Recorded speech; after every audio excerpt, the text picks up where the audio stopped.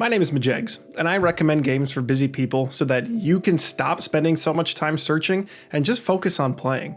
And today I'm going to recommend Beacon Pines for anyone looking for a story-driven, spooky narrative that isn't too spooky and fits the fall season perfectly. Beacon Pines is the story of a small town named Beacon Pines, and within that town, a small deer named Luca. In this town, anthropomorphic animals go about their day-to-day business preparing for the upcoming Harvest Festival. Now at first glance, it just looks like a small town with all its small, quaint goings-on, but under the surface, there's something more. There's trouble. And it's up to this one small deer named Luca and his ragtag group of friends to figure out what's going on down at the old warehouse, what the deal is with these clipboard guys, and what happened at the foul harvest. But you're not Luca. No, Beacon Pines is the story of Luca carefully tracked through a hardbound book, of which you'll experience chapter by chapter. And unlike most hardbound books, and much more like the softbound Mad Lib books, you'll occasionally find yourself at a turning point, where you'll be required to fill in a blank to determine Luca's actions in a critical moment. At these junctions, you'll significantly alter the path of the story, leading you to further unravel the mystery, or tragically discover your fate at the hands of the cruel, cruel world. And of course, should you encounter such an ending, you'll be brought back to the decision center where you can look at all the decision points you've made along the way. Simply pick one of those, and you can return to that moment in time at that moment in the story. Only this time, you can do your best to not die. I liked the implementation of this mechanic for a couple of reasons. First, it provided a lot of narrative direction. When you fail in a video game, you usually just die and have to restart. But in Beacon Pines, the road to failure often leads to new knowledge and a better understanding of the world and of the city that you live in. Well, the village you live in, the one called Beacon Pines, is the name of the game. So even though the branch you were in ended and Luca maybe met an untimely demise,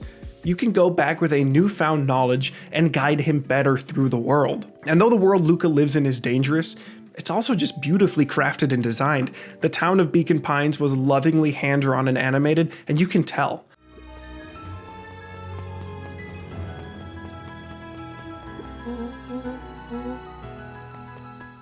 The art direction is cute and unassuming, which juxtaposes incredibly well with the dark undertones in the town's cryptic past. And even though you're running around as cute Luca, this cute little deer, and every animal in town talks like a cute little Animal Crossing character,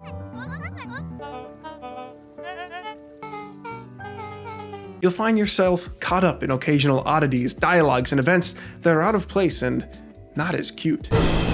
This constant interest and low-level but incessant tension kept me engaged as I explored and investigated. And that's good, because in order to influence the turning points in the story, you'll need to explore and interact with the world.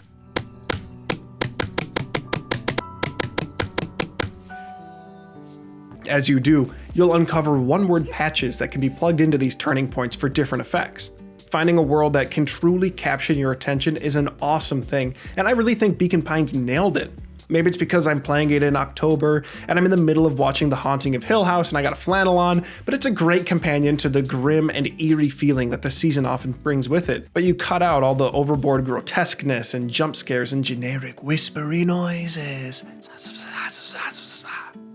Beacon Pines is truly a unique game. Now, other games have done the go back in the decision tree mechanic, but it's usually to let you replay a section differently or take a completely different path throughout the game. And I like those mechanics, and I think every single story-driven game should have one of those checkpoint systems.